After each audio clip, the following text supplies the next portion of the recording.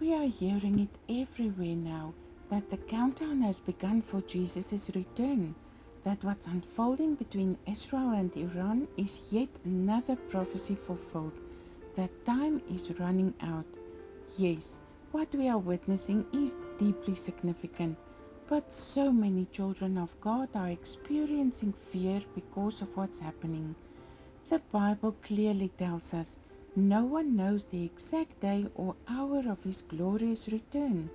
Therefore, instead of watching the clock, let's turn our attention to what truly matters. Not religion, not rules and regulations, but relationship. A deeply personal relationship with Jesus.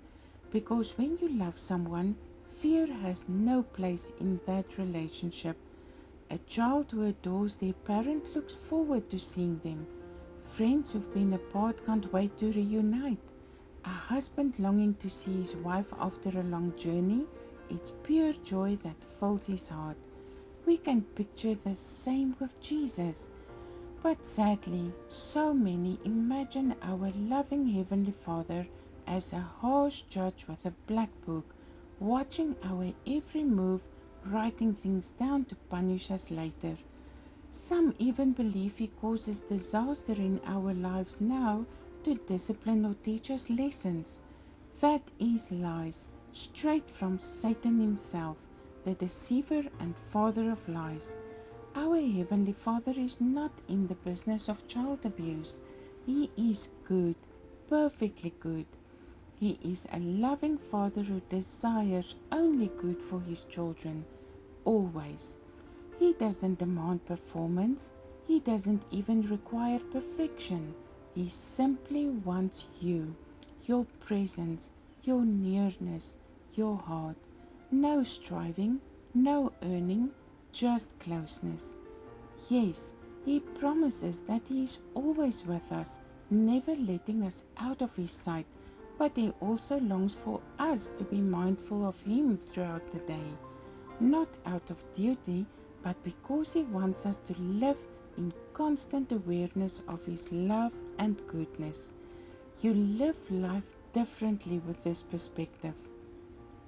Jesus' return is not something to fear. It's something to look forward to with joyful expectation.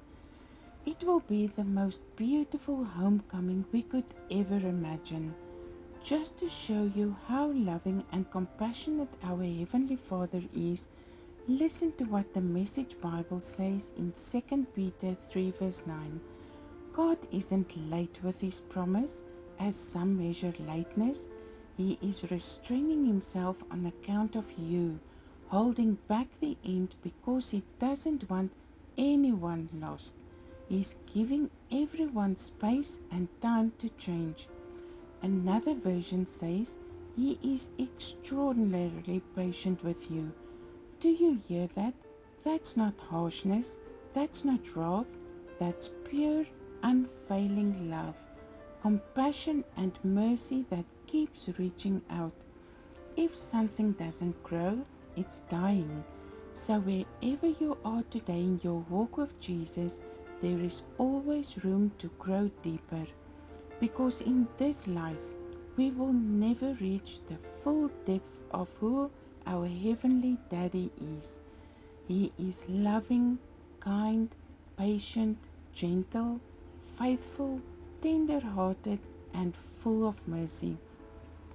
There is nothing in Him that reflects harshness or condemnation, only a love that heals, restores, and embraces. So treasure your relationship with Jesus.